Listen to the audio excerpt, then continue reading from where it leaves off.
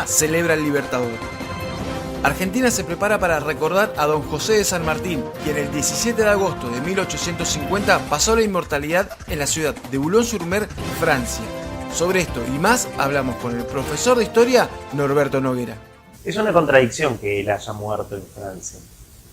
Él, siendo un hombre correntino, habiendo nacido en Yapeyú, una localidad, un pequeño pueblo de la provincia de Corrientes, provincia que muchas veces es olvidada por lo que es la Confederación, la República, el nacimiento de esta patria, sus grandes logros que han sido en Europa.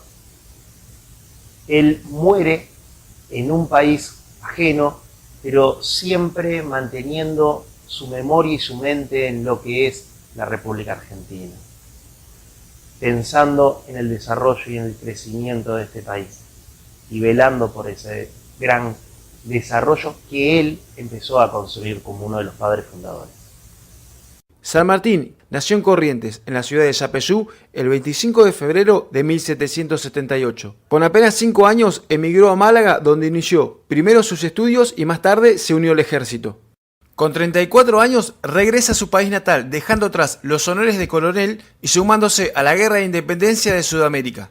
Primero al servicio de las Provincias Unidas y más luego al de toda la patria sudamericana. Estando en España y perteneciendo a un gran ejército, pudo haber tenido grandes logros, haber triunfado contra un ejército napoleónico en la batalla de Bailén, pudo haberle traído extremados logros, tanto personales, riquezas, condecoraciones, que prefirió dejar de lado y venir a su país, a su tierra natal, para poder llegar a pensar en algo grande, muy grande.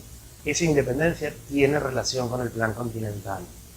El plan continental es mucho más, va más allá de lo que es lo político.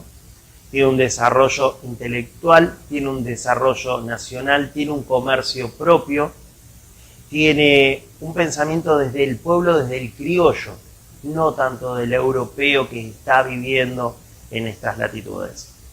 Tener una forma de gobierno independiente, una independencia ya sea de los hombres esclavos que estén en estas tierras, una conformación de un ejército nacional,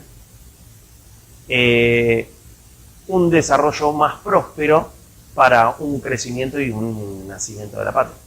Se me llena el corazón al ver tantos guerreros dispuestos. Nuestros hijos y los hijos de nuestros hijos recordarán este momento con orgullo, porque les dejaremos una tierra digna de ser vivida, libres de toda cadena, donde cada hombre pueda decidir su destino sin importar su color, su linaje, su procedencia y qué carajo. Pocas son las palabras que hacen justicia al libertador de la patria, quien en enero de 1817 cruzó los Andes, hecho que 200 años después aún sigue siendo un gran desafío para los aventureros del siglo XXI.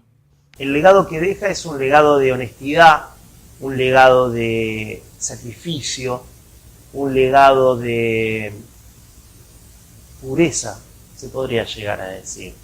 Es un legado que para las próximas generaciones se tiene que tomar en cuenta de que nada es difícil de alcanzar, a pesar de que existan grandes problemas o grandes paredes que hagan posible de que uno no vea el objetivo alcanzable. Hoy sus restos descansan en la Catedral Metropolitana de Buenos Aires, cuya tumba es custodiada por sendos granaderos y puede ser visitada por cualquiera que se acerque a Avenida Rivadavia, esquina San Martín, frente a la Plaza de Mayo. ¡Seamos libres!